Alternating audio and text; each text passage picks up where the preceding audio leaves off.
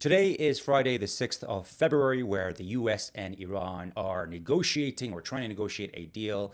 As of just now, the negotiation has ended after only 90 minutes. We're not sure what happened, but it seems like it's not going anywhere, which, surprise, it was never going to go anywhere. In this video, I want to lay out why I still think it's unlikely that the US will attack Iran, in what circumstances they may attack Iran, and why the negotiations was never going to go anywhere. Now, the US demanded four things from Iran, or more accurately, Israel demanded four things from Iran. Here they are. Israel has relayed several demands to American negotiators ahead of the talks with Iran. US envoy Steve Witkoff just met with Prime Minister Benjamin Netanyahu, and Israel officials are insisting that the US not budge on four key demands, which include Iran transfer its highly enriched material to another country.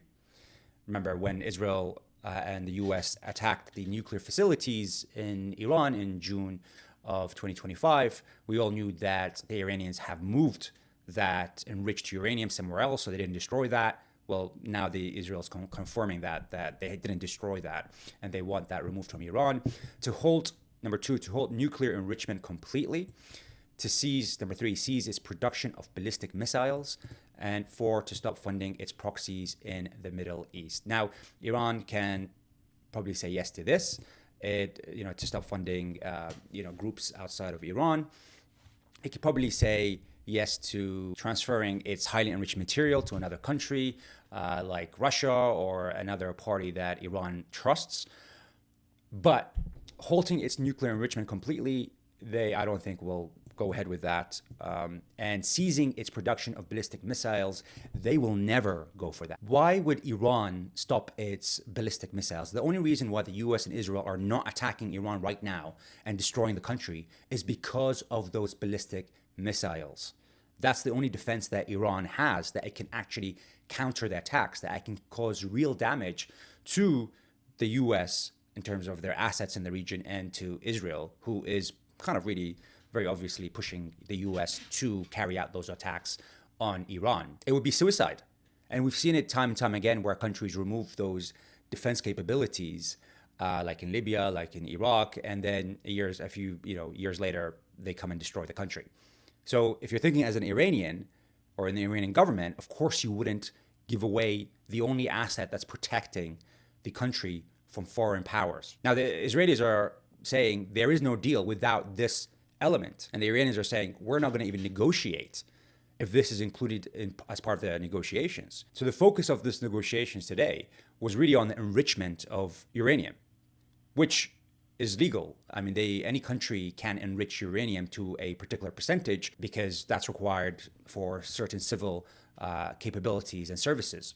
Of course, the issue is when you enrich above that percentage, like to 60% and above, then you could easily transform that into a nuclear weapon, which no one wants. And according to the Iranians, they don't want even themselves to do that, right? The truth is, based on a lot of analysts, the Iranians, if they decided to create a nuclear bomb, they could do it in less than a month because they have that capability. Even though the Israelis killed a lot of their scientists, they still have that capability. They still have their enriched uranium. We don't know what facilities they have. They bombed the three last June, but we don't know what other facilities they have that can easily move that 60% uranium to something much higher, creating a bomb. But the Iranians are saying, we don't want to do that. Now, how do we know they're saying the truth? We will never know, really. Is that a risk that countries are willing to take? Most countries are not willing to take that risk. But that's why these negotiations was never going to go anywhere. Iran gave all the concessions that it could last June, and the result was killing their negotiating team and bombing the country. So Iran knows that it's going into this. It does want diplomacy because it really wants those sanctions to be removed, those sanctions applied by the US, which is destroying the country and the economy. But it will not do so if it removes its only defense to protect it from foreign invasion, foreign attacks, being its ballistic missiles. Now, the reason why I think the US is unlikely to attack Iran, even though the US has sent so many assets, from airplanes to ships to carrier groups in that region, is that Iran can retaliate very strongly. This is a country that the US hasn't faced in decades in terms of its capability. Iraq didn't have that capability to really strike very strongly against any invaders. Libya didn't, Syria didn't. Afghanistan didn't. Somalia didn't. Yemen didn't. I mean, even with Yemen, the Houthis, America tried to kind of take them out. And even with the Houthis, they couldn't. In the end, the Americans actually got into a deal with the Houthis to say, stop hitting the shipping routes over there, but you can hit Israel, but don't hit the routes. That's how bad the situation got last year. That's the Houthis in Yemen, not Iran. We've seen Iran's capability. It could strike Israel. And in fact, as you go through the 12-day war, as the days passed, the ability of Iran to strike Israel got stronger and stronger. One, because a lot of the defense capability in terms of missiles in Israel were depleted. But two, they were using more powerful and powerful missiles, Iran was, as time went by. Now, we don't even know if they've used their most capable missiles. The missiles that they used in June were able to strike with precision Israeli targets. And Iran has said, if the US attacks us, we will attack Israel. Because it will be both Israel and the US attacking Iran, number one. Number two, they know that Israel is really pushing the US to attack Iran. Iran is not a threat to the US, but Iran is a threat to Israel. So it would be extremely risky for the US to attack Iran.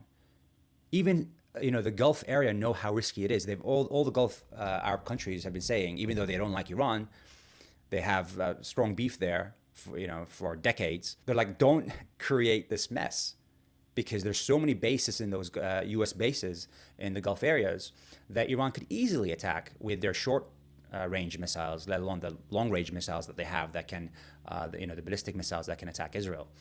To the point where Saudi Arabia said that if you attack the U.S. bases in Saudi Arabia, we will not retaliate, saying that to Iran, as long as no Saudi individual is killed. Now, imagine the scenario where one of the carrier groups, one of the ships, the Abraham Lincoln, is sunk in that region. This would be a disaster for Trump. And we all know that Trump doesn't like prolonged war. He's spoken many times about the cost of the war, about the cost in terms of the deaths that occurred during previous wars.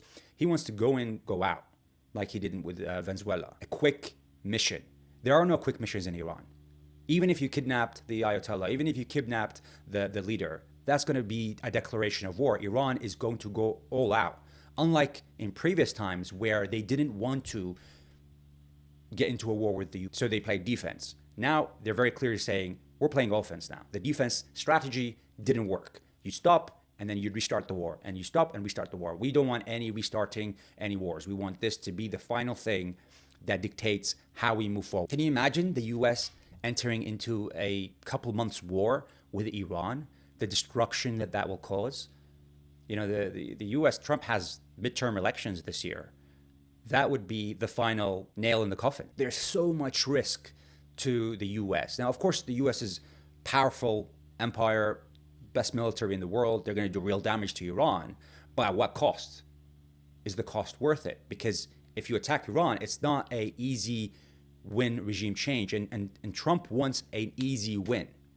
He needs to make sure that he has a win. There's just so much uncertainties with Iran. And I don't think he's the person that likes these certainties and will take action with those uncertainties. Number two, the US doesn't have that many missiles to, one, protect the bases, and two, attack a whole country, because the production of those missiles are really in trouble in the US. One, because a lot of it has been used in Ukraine and Israel, but two, China now has a choke on the critical minerals required for the production of those missiles. Most of the processing of those rare earth minerals are done in China, and China could stop that flowing into the US very easily, as it has done during the trade war with the US, which is the reason why the US backed off from that war. So that's another big choke for the US to get into a month's war with Iran, when you have Israel going to be attacked, when you have the Ukraine war happening at the same time. It would be insane for Trump to get into that, knowing that they're incapable of following through for a couple months of war with Iran.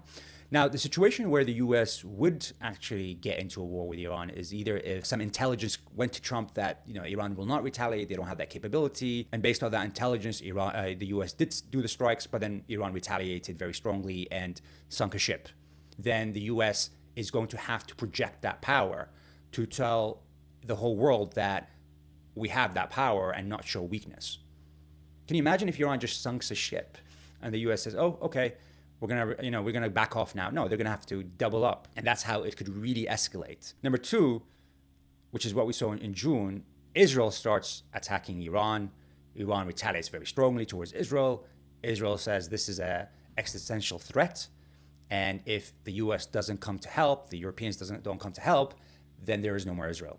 And in that scenario, the US is going to have to enter the war to protect Israel. I can see that happening.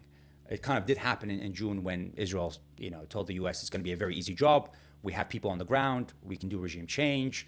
We'll attack the leadership, and when they're gone, it's going to be very easy to kind of flip it. And then they were in trouble, Israel, and that's why the U.S. had to kind of come in, do the bombs, say they participated and they helped Israel, but then tell Iran to stop the war, pretty much. Why would Israel and the U.S. stop the war if Iran was so weak and regime change was so easy to do? Clearly, it was bad intelligence again, and that's the issue. If bad intelligence goes to Trump, which makes, he takes a decision based on that bad intelligence, then we're in trouble. And Iran isn't alone. We know that Russia and China are going to do whatever they can without actually attacking the US themselves in supporting Iran to defend itself. One, because Iran supplies a lot of oil to China. But two, if Iran falls, America's going to have bases there. That's very close to China and very close to Russia. That's now different fronts for Russia where the US has a lot of assets.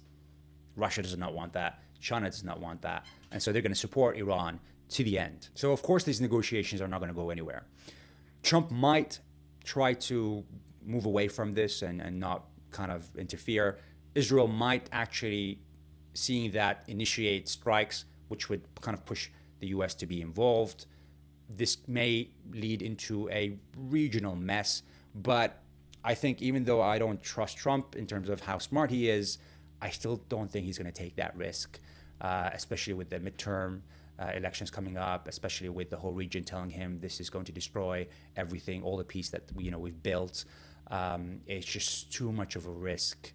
But it could, of course, happen. We'd love to know your thoughts about what the next steps are going to be and whether you think the U.S. will actually follow through on what they said, which is they will have regime change in Iran. Thank you very much. If you did like this video, please hit the like and subscribe.